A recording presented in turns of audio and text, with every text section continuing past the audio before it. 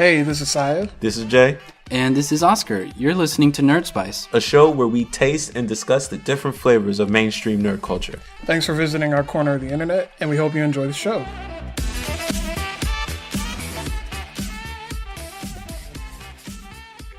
Hey everyone, welcome to another episode of NerdSpice. We're glad that you can make it today. As always, the show is hosted by yours truly. I am Saya, and I'm also here with... Hi everybody, my name is Oscar. And I'm with... I'm Jamal. Hello. But you're with us, and that's... I'm with you guys. That's great. I'm with Aquaman today. Yeah, so today we're doing another movie review, and I'm actually excited to do this one because... It's a DC movie. Ooh. And you don't get many of those. We honestly don't.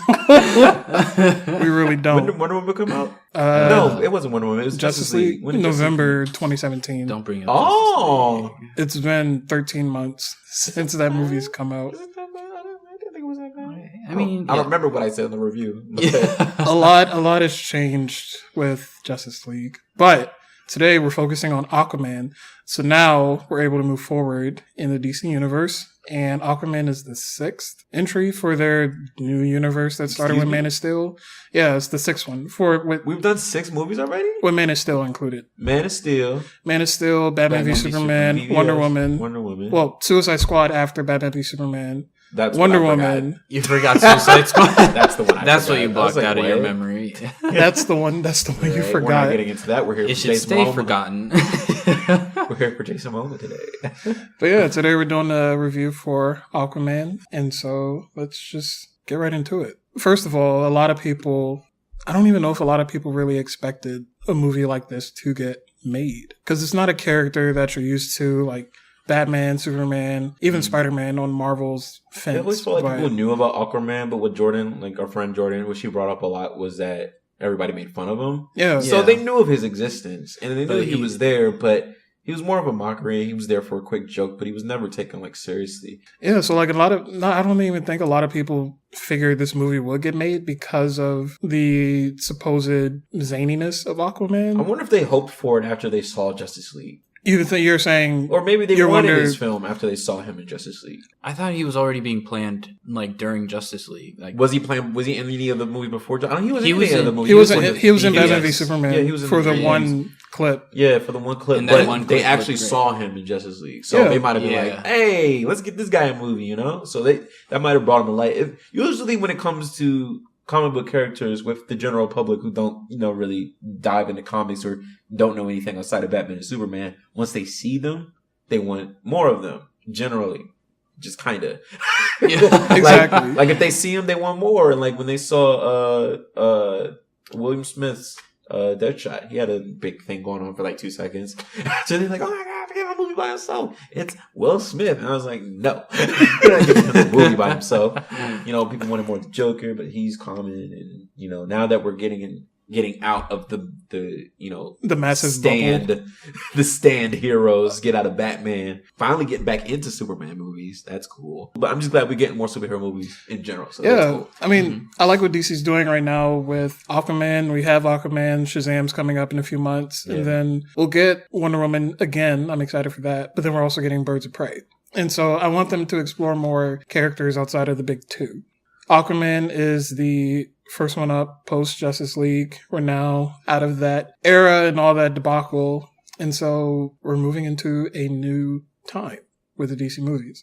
So this movie pretty much gives an overall story of Arthur Curry, starting with his parents, Atlanta and Thomas, and how they met, and then eventually how they came to be a happy couple. And then they had Arthur, but Arthur being of two worlds, he had to deal with like the worlds of humans, and then later in life he had to deal with the world of the Atlanteans. And so Mira comes to him, and Mira's a princess from one of the kingdoms called Zebel. And she comes to him and she's like, we got to get this guy, pretty much dethrone him. And the guy is Orm, played by Patrick Wilson. And Orm is the current king. And he was the second son of Atlanta. And his younger brother. Yeah, his younger brother. So he's the younger brother of Arthur. And things aren't looking too great in Atlantis. Like, everything could be better. But Orm is trying to defend his country in the way that he sees. In his way, it's a little more brute force. And with Arthur's like, well, I'm not really part of that. Y'all do this down here. We up here. If he come up here, then we can see his. But you asking me to go to your whole other country.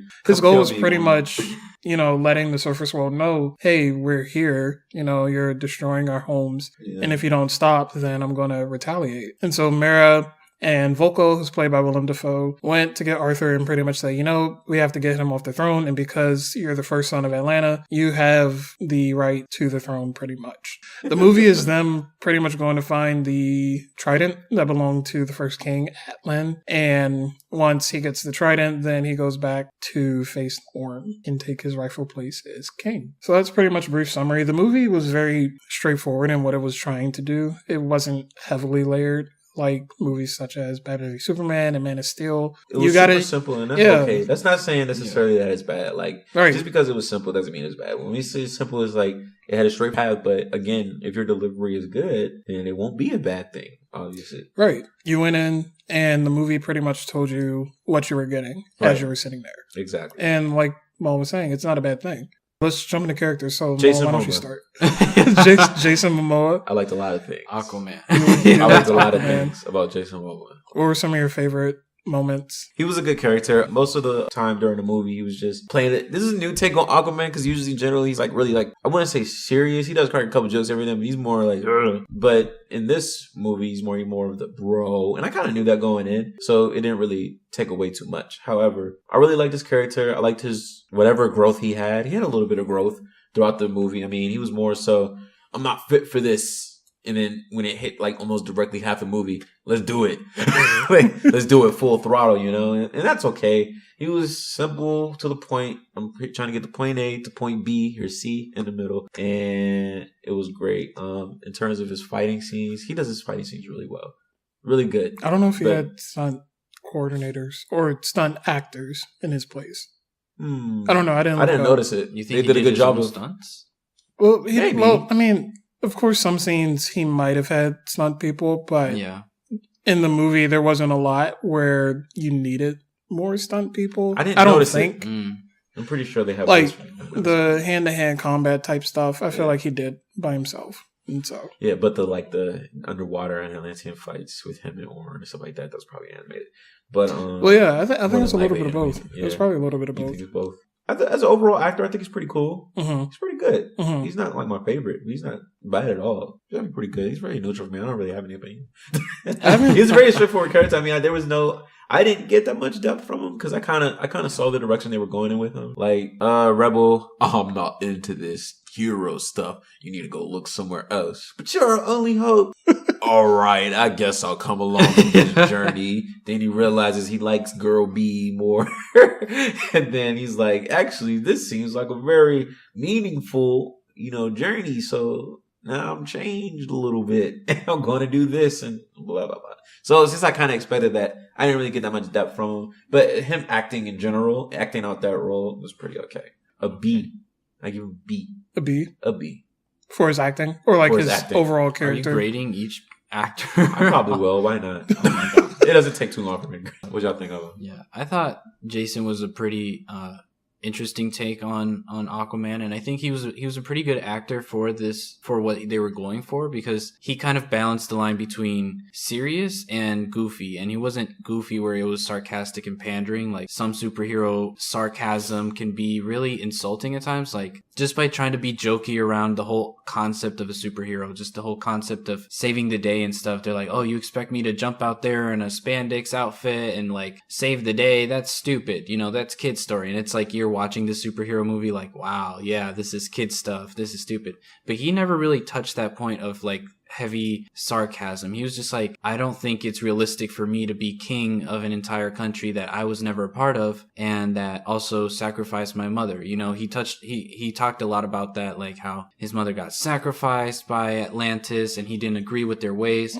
I think Jason himself just is that kind of person that can balance out the serious aspects of the character, whether that's like his relationship to this country and his relationship to his mother and his people, or the more fun kind of absurd aspects of Aquaman, kind of like everybody used to make fun of him because his power was talking with fish. Yeah. Or, you know, he was kind of incompetent in some ways in Atlantis because he just didn't know what Atlantis was. And it didn't come off as like him being dumb. It was like understandable that he wouldn't be familiar with that. Right. And I think Jason as a person really encapsulated that without taking me out. And they gave him like a reason to too, because he was like, they killed my mother. He thought they had killed his mother for a long time. So they were like, I'm not paying attention to Atlantis. I'm getting no fish. Get out my face. Like, y'all killed my mother. So they gave him a purpose too. So he did all of his like tropes very well. All of them. He did a very good job. Good job, Jason. I thought Jason did pretty well in the movie. Like, not saying that I didn't think his acting credibility would be up to par.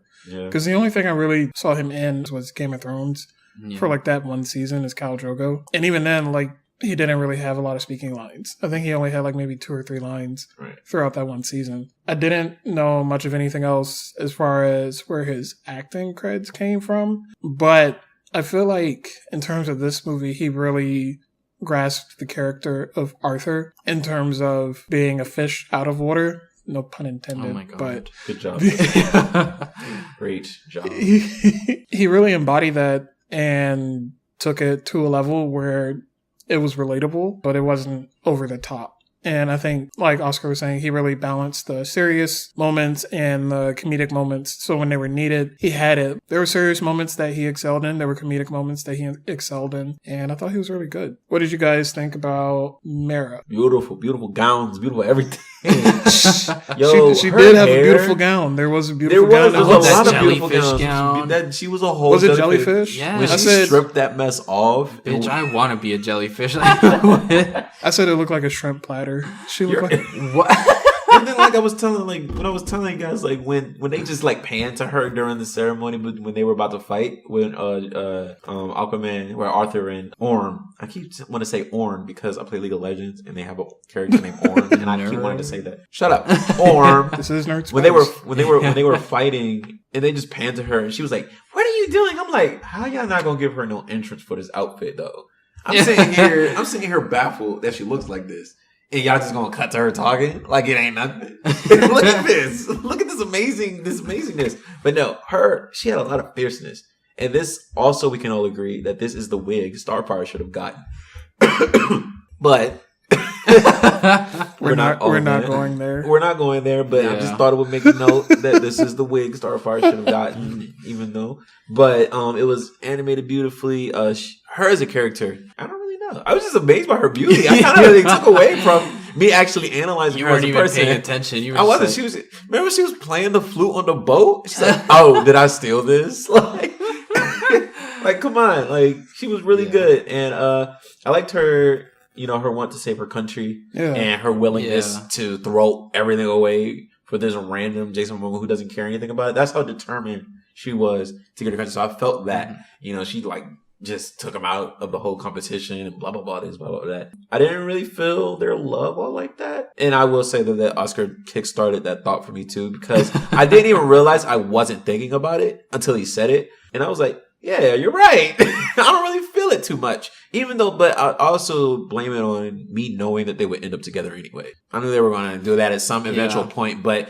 you could have presented it a little better. But it did feel a little rushed. I think it's just for my knowledge on the matter of them both just in general. But if it was some other movie where they only met for a weekend, it's like, I love you. And I'm just like, don't you want to take this over the course of something else? I didn't really see the romance connections like you guys are saying.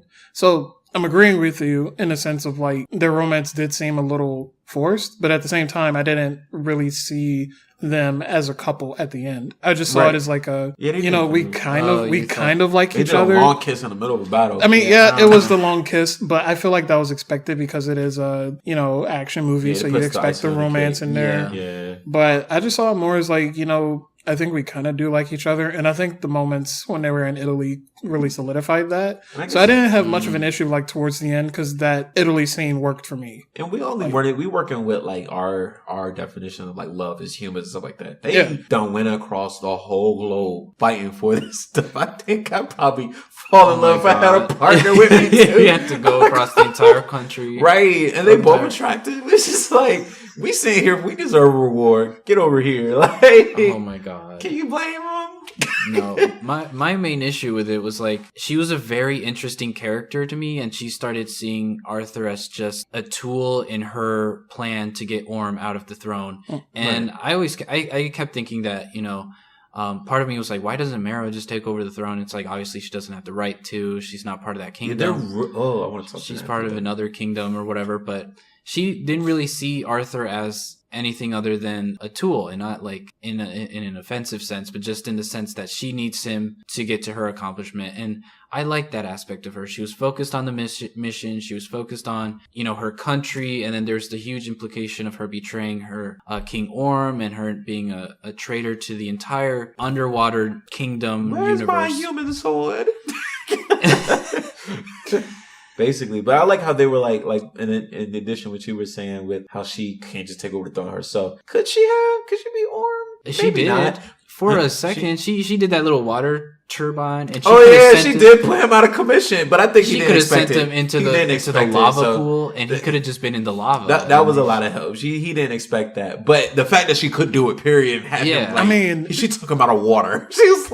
She technically could have married him, and then mysteriously there could have been like regicide or something. Poison. What? But no, I like how everyone is like for their country. Like, even if they don't like somebody, if they came back with the ancient trident, they'd be like, "Oh, all right." I don't like you, but all right. Yeah, he's our king now. You better shut up. Go get that work. I thought Amber Heard did a really good job as Mera. She did a really good job. She was the character that's like, you know, we don't really know each other, and I don't care that we don't know each other because this guy has to leave, and you just happen to be the first son of the queen that we all think is dead. That's a pretty big deal, so you're kind of first in line. So it's like, I just need you to do this thing. And like Oscar was saying, it wasn't like an offensive type thing. It's just like, she loved her people so much that she just felt it was the right thing to do. And that involves breaking up I want to say they called it the Ring of Fire. The tournament in general. Yeah. That involved her. Called the Ring of Fire? That's what I'm saying. I don't know. Oh, you don't know. But like Challenge of Kings or something. Yeah, something like that. The Ring of Fire was the literal Ring of Fire.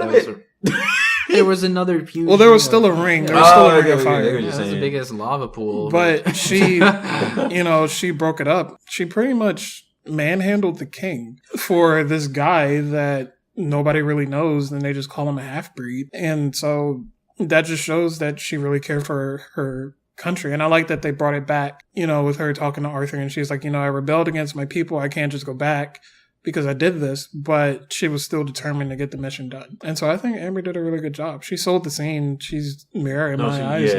Yeah, she was Mera in the trailers. Yeah. I was like, look at her. She battles well. She got a hold of that wine. It was over. Why she stabbing like that? She taking their breath. She was breaking their helmets. No, she's good in that whole one-shot scene, that trailer scene. How do we feel about Orm? I love Orm. I'll just say I really liked him. Patrick Wilson really took this role.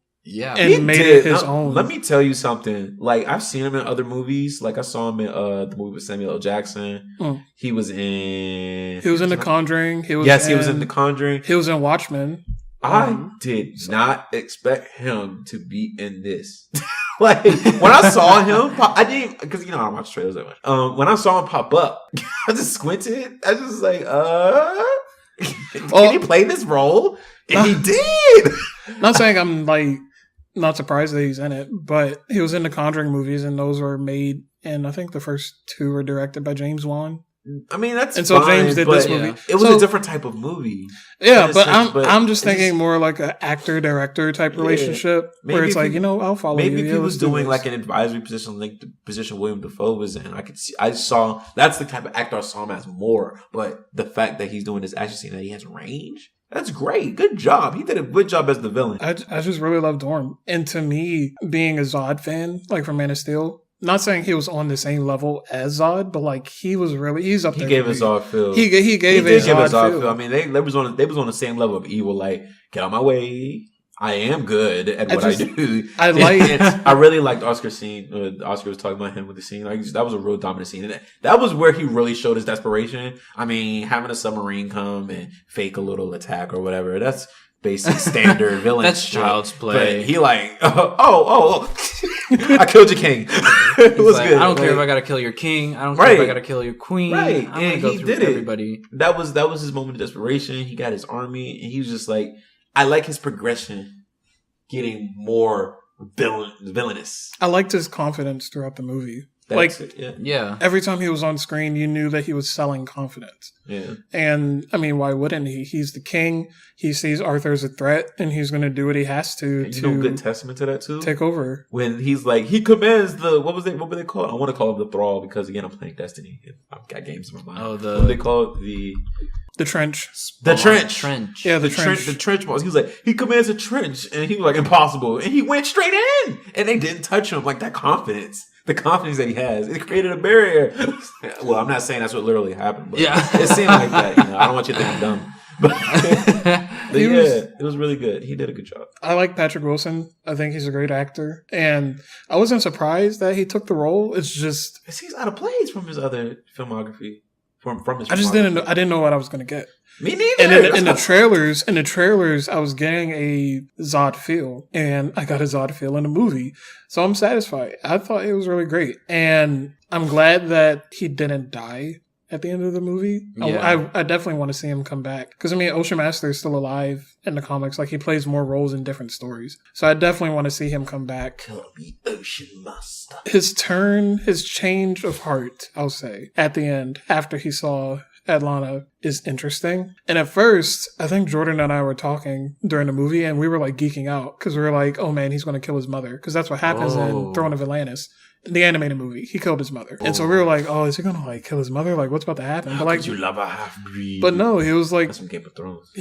Not saying he felt remorseful, but seeing his mother definitely affected him. And so I'm curious to see where his character goes whenever they make a sequel, if they make a sequel. I'm sure they're going to do a sequel. I think in terms of like character progression for him, I kind of see he started off hating Arthur because he was the person, like he was the reason why their mother was dead. So he never got to see, like, I don't think he had that close a relationship with his mother. And then they sacrificed her and he was probably very young. And that was like his whole motivation, is he hated Arthur because they killed her. And I think now that he sees that his mother loves Arthur, and that's going to affect him and maybe lead up to the point where he actually kills her, because he's going to be like, so you actually do love this half-breed monster who kicked me out of the throne even though he's not from Atlantis, and he, you know, did all of this terrible thing. He's going to let the surface dwellers pollute our oceans and stuff. So maybe that's going to be his next step in character development. He's going to start resenting his mother and maybe eventually actually kill her like he does in the movie. That would be interesting. Yeah, I would love to see that. I would love to see Patrick really embody that. Kill his mother. Yeah. Game of Thrones this shit up, you know? Let's do it. That would be a very interesting moment. Yeah. How'd you feel about Manta? You already know how. Black Manta. Well, so my opinion's a little different because we pretty much knew that he wasn't going to be the main villain. So I didn't really expect to get a lot out of him. But the stuff that we did get out of him, I could have used a little more connective tissue. So we saw the scene where he's interacting with Orm and you realize everything's all set up. You know, I could have used a little bit more of that, you know, how did their relationship start? Maybe having a scene of him actually in Atlantis and they have like a breathing mechanism for him to be down there. And you kind of get more of this backstory in terms of just his overall connection with Atlantis. I just wanted to see more of that in terms of the relationship. I liked seeing him. I liked the suit. The suit was really great. And the action stuff, the set pieces and Sicily, I thought was really great. Manta was just a character where you know he's coming back for a sequel, so you're not going to see a lot of him in the first movie, but they could have done a little bit more. He's living by the exposition. He was an exposition piece. That's all he did. He was just moving things around. But, I mean, I did want more depth. Mm-hmm. That's all. Yeah. Because, honestly, like, he is a big villain for Aquaman. Right. So I expected him to get a lot more. I hate to say respect, but I just feel like he didn't have that much of it. Like, honestly, I literally forgot about him. I said, oh yeah, when I brought him up. I was like, oh yeah. I was like, he was in this movie, wasn't he? You know? And you can keep some, I just think of a way like you could have gave him like, you gave everybody else a mini flashback and an explanation. You could have given him some little half rinky-dink animation about him and his dad, or why, or not him and his dad, but you know how he got into the whole pirate business, yeah. Or his qualifications. Like, what are you? Like, I mean, they could have put it in the dialogue a little bit, but I didn't see a lot of opportunity for them to either. They had to focus on Orm, and Orm was developed so well they couldn't spend that much time in the Manta. I need to make these movies longer. That's what I'm saying. It's like the movie's already 2 hours and some minutes. I could have used maybe another 10 minutes with like some Manta stuff. And you know, you can spread it like throughout the movie. It doesn't have to be 10 full minutes by itself. So I'm guessing they're going to make up for what they didn't do in this film in the next one. But it was interesting that they started out the movie with the Manta stuff. And I mean, because it makes people think that he's going to be the villain. Yeah. Because like something so tragic happened to him. And then, you know, you're just like, you're not necessarily waiting on him to come back, but you're thinking, oh, we're going to get more of that. And then you get Orm and then Mara and then blah, blah, blah, blah, blah, blah, and they introduce him back in the end. You're like, oh yeah, he's alive. Not for long. He got bowled and was out of commission for the rest of the movie. But, I mean, I expect more, but I'm not going to necessarily take off too much for that either, because I get why he's there. I know who he is, but other people might not. So you just kind of quickly like showed him, made him do some cool blasts. I think he could have been a little bit more of a developed character if his motivations were beyond just trying to kill Aquaman. Like Jamal said, like, why is he a pirate? You know, why did he get into this business beyond what his father wanted? Because it seemed like his grandfather and his father did the same kind of stuff. How did he end up working with the Atlanteans? How does he feel about them? Right. If he had given a piece of just a monologue. It could have been like a little dialogue about like, you fish people think you're so superior to the surface dwellers, but you can't even do this or that. Or it's like, or maybe add some complexity to the relationship he has with the Atlanteans and be like, well, why don't you help the surface dwellers be better instead of trying to attack us or something? But he was just so focused on killing Aquaman. Killing Aquaman. Give me the Aquaman. I don't want money. Like, I'm just like, that's all he cared about. Go back to your crew and explain why you don't like Atlanteans so we can see your monologue. Yeah. So we can see why you are so passionate about this. Because, I mean, yeah, he could have, I want more. I don't know what more I want, but I want more. It was that would have been like an interesting scene to see him with the rest of his crew. If there were any more crew, I don't know what happened to them, but he could have been like, these Atlanteans think us surface dwellers as stupid. Yeah, because it's not like this is his first encounter with an Atlantean because he said, we've been waiting for you, or we've been looking for you. So they run into him or some other Atlantean before they know of their existence. So you understand why Manta wants to fight, but it's not deep rooted necessarily. Like, there's not that much death besides his father dying. And I mean, his father died because it was his father. His father forced him out. Like, they both could have stayed down there. He could have tried to get him out, but his father basically told him to leave. I don't know why the bomb influenced him if he was going to drown anyway.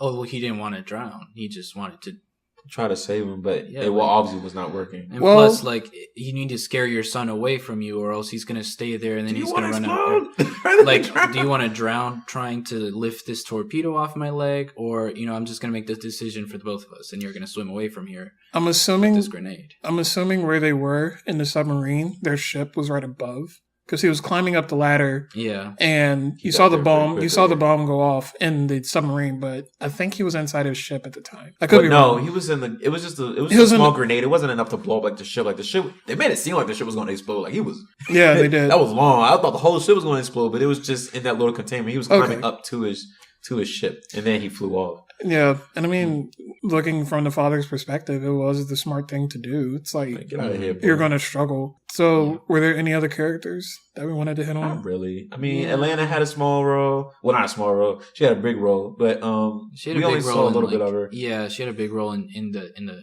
legend that she embodies, kind of like in the memories that Arthur has of her and the whole motivation for everybody, right? What she symbolizes. But she was there for a few scenes. Nicole Kidman did a great job. I think it's so funny. Like, well, you were here for 20 years. Why did you come back? Did you see them darkness? Yeah. You want to go back? We'll go back without the trident? Did you have fun? Okay. Now, if there was anybody I was surprised that did this movie, it was Nicole Kidman. Really? Yeah. Yeah, because I don't see Nicole Kidman doing something like this. Yeah, she did a whole fight scene. The only reason why I saw Patrick Wilson doing Orm is because he was Night Owl in Watchmen, and that's another superhero movie. Even though that one's more realized and this one's more like fantastical. I wasn't surprised because they're still related in the sense of like they're in the same genre. Yeah, so I know he likes it. But like Nicole Kidman, of course, we saw her in Big Little Lies. I was like, Nicole, do you even know who Aquaman is? She was doing it in the vision of her husband from Big Little Lies. She was just excited to do it because it's like a warrior queen and she got to fight and stuff like that. So, kudos to her. I did not like any of her outfits. You didn't like her outfits? You didn't like the white scales thingy? No. Especially after they found her. You didn't like that was what I really didn't like. No, skeleton, post-apocalyptic, dinosaur land. It did not work for her. You didn't like that shawl at the end? That shawl, I did not. Where the fuck did she pull that from? Who did her hair? No, I thought they just rescued her. Right, exactly. And she's out here looking amazing. She had the fish do it while she was flying up. Yeah. Let's jump out of characters for a minute. What was your favorite scene? I think the final battle scene for me was just a great. King Arthur shows up. King Arthur. Oh, I get it now. Oh, I get it. He's King Arthur. He pulled the trident out of. How did you not get it? Like how he pulled the sword out of the stone. Yes, Arthur's. Wow, that's stupid. It's not dumb. It's literally a Arthurian legend. Yeah, that's cute, I guess, but no, I'm blown. Okay, that was the final battles was awesome. I really liked that. And just like a little moment that I really loved was when King Orm went to talk to the fishermen, the fish people, and he was like, he called them like flaccid philosophers and lazy thinkers or something. I want to use that. And then he stabbed the king, and he was like, "Long live the queen." So what are you gonna do? And she's like 12 or something. You want 500 or 6,000? Yeah, put it on a check, and we got it for you. I love that scene because usually a lot of antagonists don't go there. Usually they're like, okay, I'm gonna scheme some other way and get my way eventually. But no, he went straight to the kill. I did like that when he stabbed the king, and then the queen was like, "My king," and he's like, "The king is dead." Like, he was like, he's dead. So my queen, what are you gonna do? My favorite battle scene was probably them when they first started off their fight after they came from the Ring of Fire. Their first battle. That scene was my favorite battle scene. I liked the sequencing. The choreography was great. The skill level of them both as fighters was great. My favorite scene, well, not favorite scene, but my favorite non-battle scene was when Arthur was getting the trident. Oh, yeah. Yeah, his interaction with the beast that was protecting it and his realization that he was just some chump and I'm trying to well, not just some chump, but I'm trying to do what's right. Let me through, you ugly. Fun fact. Fun fact, the beast is played by Mary Poppins herself, Julie Andrews. That's the voice? Yeah. I'm gonna go see that Mary Poppins movie now. That's what makes me want to see it. Wait, what? She's not in it. It's the original Mary Poppins. No, it's a sequel. It's a sequel, but it's Emily Blunt, not Julie Andrews. Not saying Emily Blunt's bad. We love Emily Blunt. I'm just saying Julie Andrews is not in the movie. I didn't even see the trailer. I just knew it was coming. I didn't know who was in it. But really, that's funny. But the Beast itself, saying it's been there for millennia, just the type of dialogue between the two. I like stuff like that. Like, I haven't eaten in a millennia. And she wrecked this man's life. If he don't like you, I'm gonna feast on you. She called him a mongrel half-breed. She was saying that under her breath, though, because she didn't know he could speak to animals before all that. So she was calling him all these names. I was getting to that. Like, oh, shit. Yeah, I was getting to that. Like, the fact that whole dialogue wasn't, it was just her speaking. And then she was like, "Oh, you'll speak my tongue?" It was like, Daenerys? Dracarys? Give me my trident.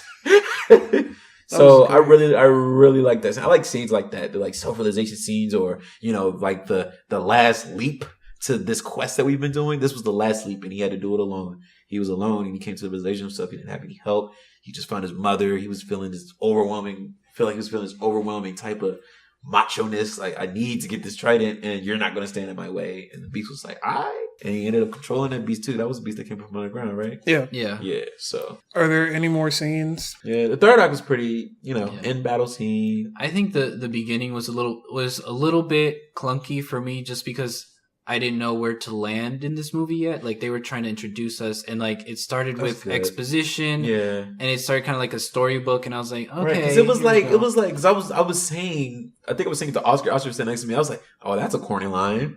Why is that corny? I was like, it was really corny in the beginning to me, and I was just like, oh yeah, you like leaned over and you was like, this is really corny, and I'm like, this is how it happened. Like, I'm just like, because it's like I can't say I go in and don't expect a comic movie to be corny, but that was like 2002 corny. But which one were you talking about specifically? He was just the whole submarine scene. That's where most of the corniness happened for me. But it died off when they started telling a story about his What did he say? No, permission to come aboard or something. Permission to come aboard. Like that was the guitar. And I'm like, what? I was here for like, excuse me. And then like he would like hit somebody and then like turn around really slowly. Oh. Did you come here on a get shot? What? I was just like, come on, dude. But it was funny. It didn't stay like that, or if it did, I got used to it and I ended up liking it. But it wasn't really that. It was at the beginning. I was just like really noticing it because, like I was saying, I didn't know where to land. I was like, I don't know what to really expect out of James Wan. Mm-hmm. I kind of know his directing stylish, and I don't really know how corny this is going to be, or how action filled, or how bro this is going to be. But I'm going to try to be open. There wasn't too much bro, actually. He was very bro. It was very bro, but the movie didn't feel bro. Yeah, not the movie. Yeah. I'm talking about him more specifically. Because he was the one producing the corny lines. And then the corny interaction, the really corny and quick interaction between Manta and his father. I didn't like all of that either. Yeah, like, honestly, if he didn't stop you, he wouldn't have gave you that knife and stuff like that. Like, it wasn't natural. It didn't feel natural. It just feel like, let's rush Manta's story in here real quickly and then continue with the fight scenes. That's what I felt when they was on the submarine. Like, all of that was just rushing. I was like, this isn't natural. I'm not liking this right now. I hope they change it. And then when the fight scenes came, I was like, oh, okay. It's like, imagine you're one of the henchmen who are like, ooh, this is intense. We're killing people. And then over there, you see your boss like, let me tell you a story about your grandfather. And you're like, are we on a mission, or is there like a time constraint? And then like, he was like, I don't want that rusty knife, Dad. It was your grandfather's. Like, get the fuck out of here. He's like, I love this knife. It was not natural at all. But it was okay. It didn't stay like that. So it was just my first impressions. I was just like, oh. But when they started fighting, I forgot about all of that. Because I'm a sucker for a good choreography. You put a good choreography in the film, I don't care what kind of story you got. As long as some fight scenes on point. Yeah, those fight scenes were very well choreographed. And the camera work was so that I understood what was happening. Because a lot of action movies are like Transformers. Transformers. They're like shaking it around. You don't know what the fuck is going on. You don't know who's punching where. Fun fact, if you take your cell phone, put it on a table with the back camera facing up, and take a whole bunch of soup cans, put them on strings and dangle them, that's a Transformers movie. Oh my god. I thought you were giving us a life hack. I was like, where are you going? Dangle them over the camera, and when you play it back, it's a Transformers movie. You're like, ooh, metal. That's how they do the action scenes. One thing that I thought was really funny about Aquaman was every time a scene was kind of ending, was kind of like slowing down, an explosion happened, and then a fight sequence. We forgot about that. We talked about that the whole movie. Literally, like every time it was like kind of calming down, an explosion in their face, and it'd be like from some random villain or out of nowhere, and it happened like 6 times. And it was like 5 or 6. Yeah, on the third time, I was like, they're doing that a lot. Yeah. And then on the 4th time, we all laughed, only R-Row. And on the 5th time, we laughed even harder, only R-Row. I'm like, is this the only technology y'all have? It's just explosions? Surprise explosion. That's the only transition they have. Y'all don't have like sleeper darts or like something to take them out? Nah, they literally... And I jumped at like 3 of them. I watch scary movies for fun. And the one that was in... when they were in Sicily, that one literally happened near their head. Yeah, they blew up the statue they was trying to look through. They was like this, we found it. Boom. There was so many explosions. I kind of want to go back and count. And let's count. Like part of me wishes we were Cinema Sin. Explosion, ding. Explosion, ding. I love Cinema Sins. If y'all listening, shout out to you guys. You guys are great. Invite us. Oh man! But speaking of Sicily, I really did enjoy the Sicily scene. Oh, that one shot?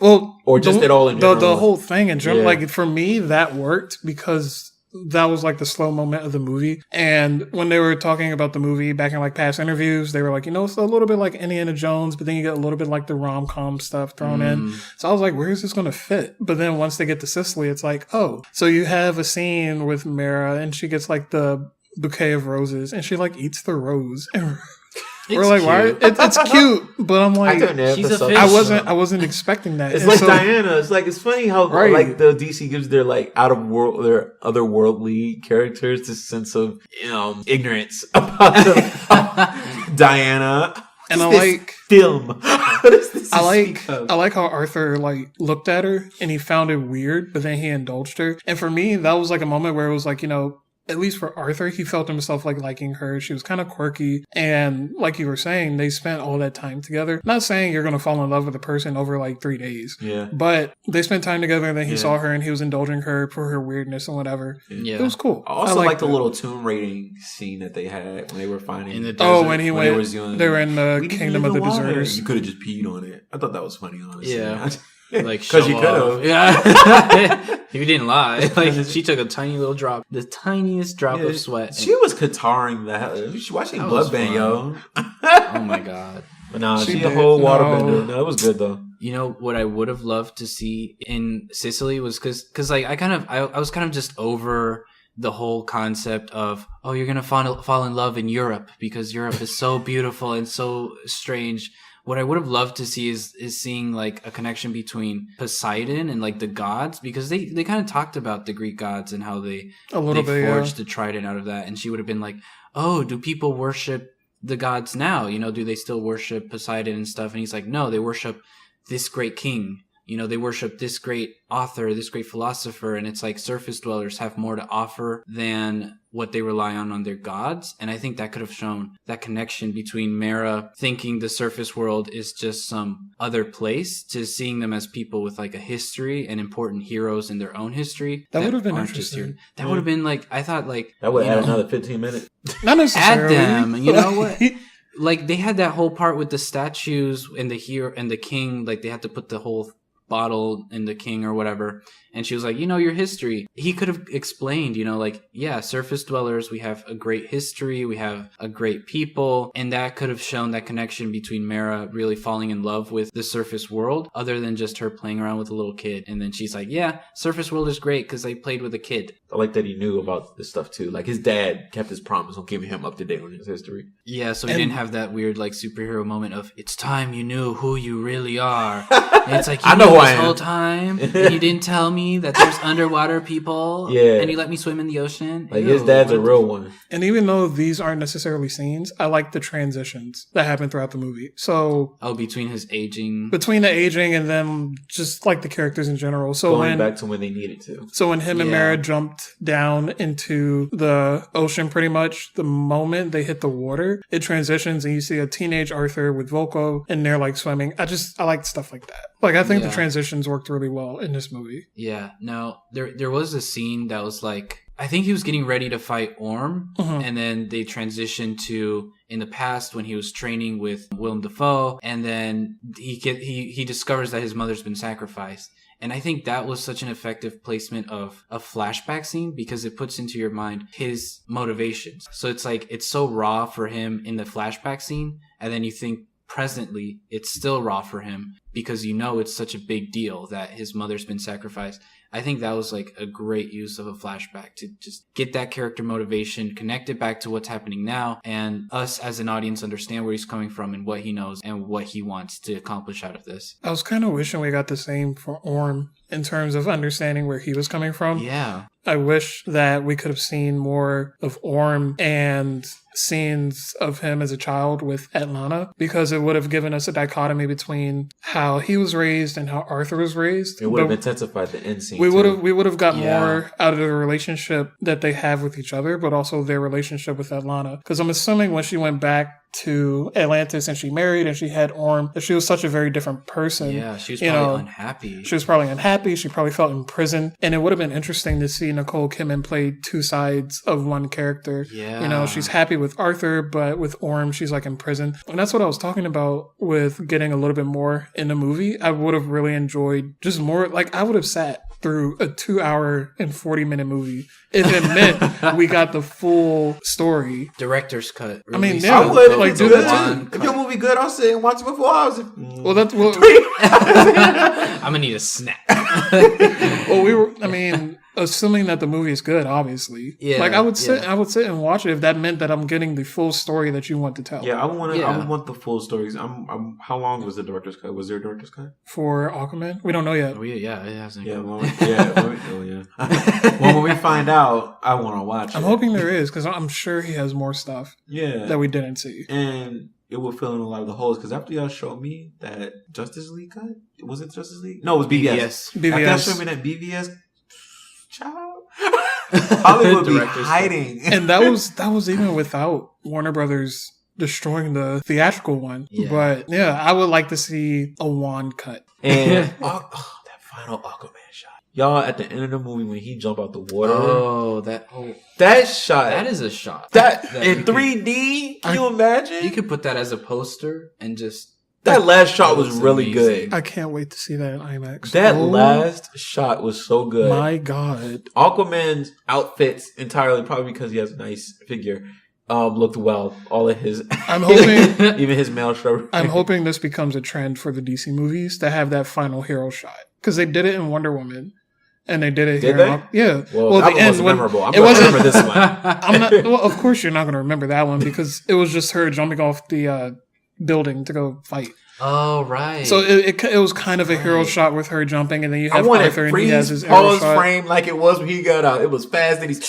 I was like, I think with Wonder Woman, it was more like in the clearly lit and illuminated, and it kind of looked like it fit more into the movie. Yeah. So it was like, okay, we're gonna continue the scene, but with this shot, it was kind of like he's become a legend already, and he's risen up. Yeah, and they want him to become. So he was kind of obscured. And it was focused on him so well. The lighting was directly behind him, so it was it was so good. Yeah. I already loved the movie, like just sitting there watching it all. But that final shot was like the icing on the cake. It like wasn't even the icing. It was somebody cemented. Put strawberries on the corners.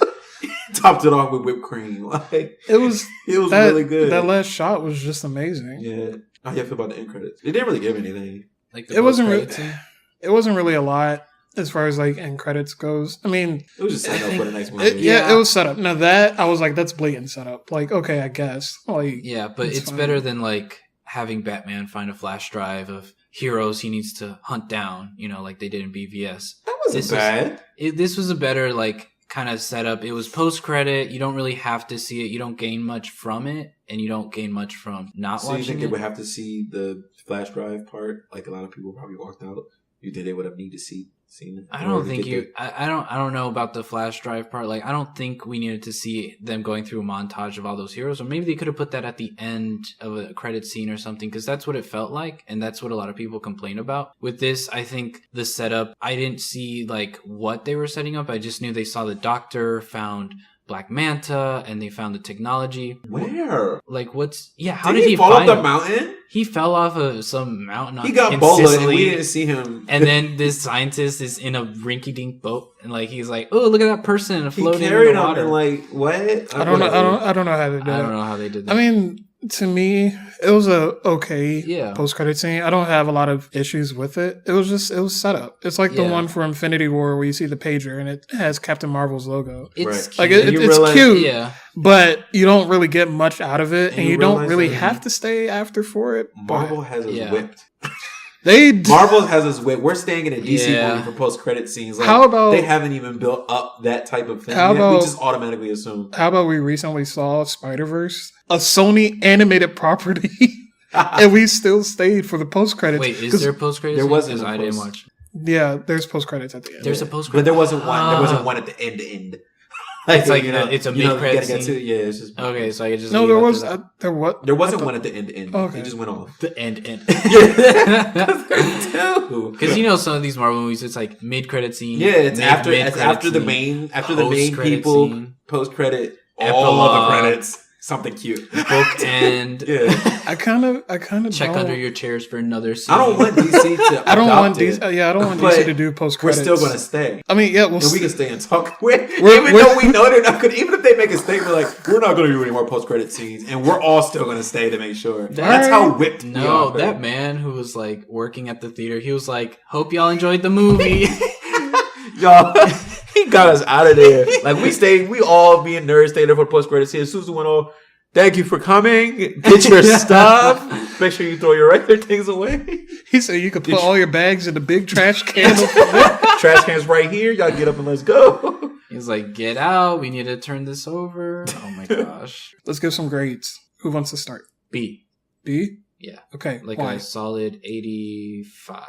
Like, it surpassed my expectations. Isn't a perfect movie to hit that A rank. But I do think it was a very fun. I'll give it a B plus. Actually, it was a very fun movie that I can see myself watching again. And as a comic book movie, I think it was amazing. As a storytelling, it was okay. Like it hits a lot of cliches, but I think it does an excellent job at bringing this character to the consciousness of the general audience. And yeah, it did a great job. Could have done a little bit better with the dialogue. We didn't talk about the soundtrack, but I thought the soundtrack was trash. The score was great. Very trash. The score was nice, but the soundtrack was trash. The soundtrack itself. So like the Pitbull song that they chose. That was so out of place. Well, to be fair, it wasn't really a soundtrack. They only had 2 songs. Yeah, but still, they chose to put it in the movie. It's part of the movie's legacy. So the track placement was not. It's not even the track itself. It should have been omitted. But see, I laughed at the Pitbull scene because it just looked like a L'Oreal commercial. Because like it was supposed to be kind of funny, but then the Black Manta scene, they had another song in the background. Yeah, that was also really like annoying. It really took me out. I was like, that's the one I noticed the most. I was like, all right, this sounds. I didn't really pay attention to the Black Manta one. I just paid attention to the L'Oreal commercial in my mind, and I guarantee you that's going to get laughs in the theaters. I hope they laugh. People dry as hell. They quiet. Prime? Are you sure they're Prime members? Anyway, back to Aquaman. Mal, what was your B plus? You said why would you give it a B plus? For the same reasons, honestly. It was a nice, fluid film. Again, the fighting superb, and I will not say it enough.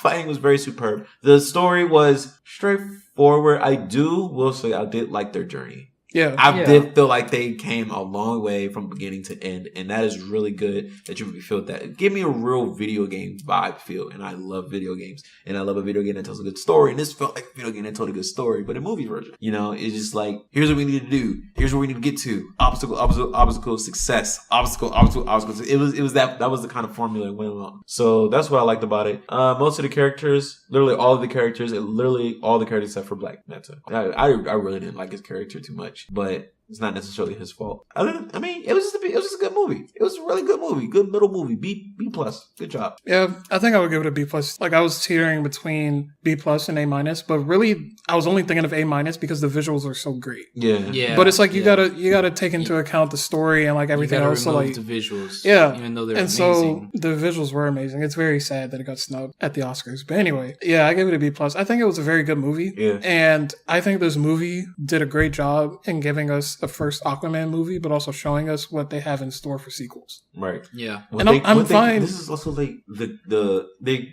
every time DC comes out with a movie, they increase their range, what they can do versus what people think they can't do. Right. This is what I can do. This is what we can produce as a DC movie. Like, if you asked anybody a couple years ago, what do you think about DC? Trash, but they just produced this great eye-popping film. So I like that this is the direction they're going. I like this is what they can do. And they're showing people, hey, don't sleep on us. We know what we're doing. Or we know what we're trying to do.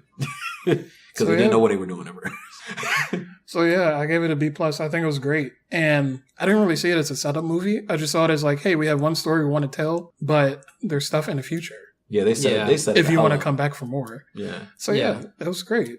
How would you guys rank this movie with all the DC movies that came, starting with Man of Steel? So we have Man of Steel. I gotta remember all of them. Man of Steel, Batman v Superman, Suicide Squad, Wonder Woman, Justice League, and Aquaman. Aquaman is definitely in the top 2. I mean, Suicide Squad's definitely the bottom. Okay. So we'll start there. Just to start there, Suicide Squad and Justice League they're at the bottom for me. We already got them out of the contention. So it's really between Man of Steel, BVS, Wonder Woman, and Aquaman. I'm only messing with the top 2, and that's between Wonder Woman and Aquaman, which one I want to put over the other. Honestly, I'm going to give the edge because since I'm such a... I atone this to my watching Kung Fu movies through my life. I'm a serious sucker for a good choreography. So I think we'll put Aquaman over Wonder Woman because I think its fight direction or its action direction was way more in tone with my personal taste than Wonder Woman was. Wonder Woman was great. I do love Diana and her jumping across the screen after being a bad bitch, but Mara was also a bad bitch, and I had Aquaman as well. So everybody in that movie was a bad bitch. Chris Pine was just in a plane, and Aquaman, Wonder Woman, BVS, Man of Steel, because of the director's cut. So you like BVS more than Man of Steel? That's interesting. Because of the director's cut. Yeah, I think I'm the same, except I would put Wonder Woman above Aquaman because I'm trying to think about how Wonder Woman made me feel and then how Aquaman made me feel, and then it's just like Aquaman is so recent, so I don't want to have that bias that like Aquaman is so recent. It's the thing that I just saw, so it's the thing I'm most excited about. I'll see it a second time, so we'll see. Yeah, so if I watch Wonder Woman, I don't know if I can rank them. Yeah, I would put them against each other and just have that tie. Like if I can have a tie, I'll put them there. I will say Aquaman made me really excited for superhero movies, where other superhero movies made me feel tired. Like, yeah, Marvel makes me tired now. Ant-Man, like honestly, like when I watched Ant-Man and the Wasp afterwards, I was like, am I just getting old? Am I just not into this? Like, is this just not for me? Ant-Man versus the Wasp wasn't even bad. It wasn't even really bad. Good. And then when I left, any of the past 3 Marvel movies, when I left, I'm just like, I sigh. I'm just like, what's the next one? Like, how many have there been? Like 17? 19. I thought it was 20. Like, I think Captain Marvel is the 20th one. Yeah. Listen, let me tell you, Marvel has literally like been shoving them down our throats, and they're making money. They make okay movies. They're really good now, but you definitely set a level for yourself. Like you need to. Let's take a break, baby. I need stuff like Baby Driver. I need stuff like I just need more movies. Yeah. Like we get a couple of those little stragglers that we really want to see, but it doesn't happen that much. Like look how hard we had to convince people to see Widows, and it was a good movie. Where the Wakanda people? Yikes! Little side tiblet. But no. We're not going there. Not yet. Just a side tiblet. We're not going. All y'all Wakandians, where y'all at for this Spider-Man movie? All right, it was really good. Had a lot of black concepts. Like I'm telling you. So what's your ranking for the DC movies? Because you had this list ready. Well, because I had already thought about it. Yeah. I feel like for me, of course, Suicide Squad and the Justice League cut the WB put out is at the bottom for me. Until if they ever do a Snyder cut, then I'll readjust my list once I see it. But for me, so I already know that Aquaman is tied with Wonder Woman for me. Because I feel like both those movies have certain flaws, but what they have in flaws, they make up for in other areas. Aquaman is more action-packed. Wonder Woman is action-packed, but you don't get that much action. You get more resolve. You get more resolve than the action with Wonder Woman. Yeah. And with Wonder Woman, she's pretty much like fighting Ares, just the one god. But with Aquaman, you're fighting a lot of fighting Orm. You're fighting Orm, and then you have like the entirety of Atlantis. Yeah. And not saying they were fighting against them, but like Aquaman has the grander scope, but Wonder Woman has the better character depth and the slower moment. So like you guys were saying with Arthur and Mera and how you couldn't really believe their relationship towards the end. I believe the relationship between Diana and Steve because that was that movie. Yeah, that movie, it really grew. Yeah. And so it was interesting because it's like, there are 2 characters in each movie and you only have one movie with them, but one relationship in one movie feels more real or more authentic than another one, I would say. I'm not saying like Arthur and Mera weren't authentic, but I didn't feel Arthur and Mera like I did Diana and Steve. Yeah. So I think Wonder Woman really has the great moments there. Whereas with Aquaman, you really get that action that I kind of wanted in Wonder Woman because she's such a warrior, but I could have used a little bit more. And so those are tied for me. And since those are tied, I did say they were a little below Man of Steel and BVS for me, just because I like character pieces. And I liked exploring the different characters that they had. I just like character pieces. And I think that's why I like Winter Soldier too, because that really took Captain America and put him in a new angle where he had to like face those tough decisions and, you know, work his way through it. I mean, those are better. Like, Spider-Man 2 is a character piece, and that's Spider-Man 2 is a character piece. Like, so I feel like it's going to be revered as a very good comic book movie. I feel like for me, when it comes to superhero movies, I really like the ones that are character pieces. And even though I loved Aquaman, it was very straightforward. You know, the story wasn't like overly complicated, and it didn't need to be. It's something I'll definitely rewatch, but I wish I could have gotten a little bit more in terms of depth. And so that's why my ranking is the way it is. And so I have that list, but I mean, I have another list where all of them are equal on like the same playing field. Yeah. And so that's where I am with that. It was a good movie. That was a really good movie. Yeah. All right. So that is the end of the review, everyone. We hope you enjoyed it. So we're going to go on a hiatus, but we will be back in 2019. Hope you guys have a good rest of the year, and we will see you again. Hey everyone, thanks for checking out the show. We hope you enjoyed it. If you liked today's episode and want to hear more, be sure to subscribe to the show to get the latest updates. We also encourage feedback and comments, so feel free to drop them wherever you're listening to us. And be sure to check out our Twitter at NerdSpicePod to find the show on other platforms such as iTunes, Google Play, and Spotify. We hope to hear from you soon.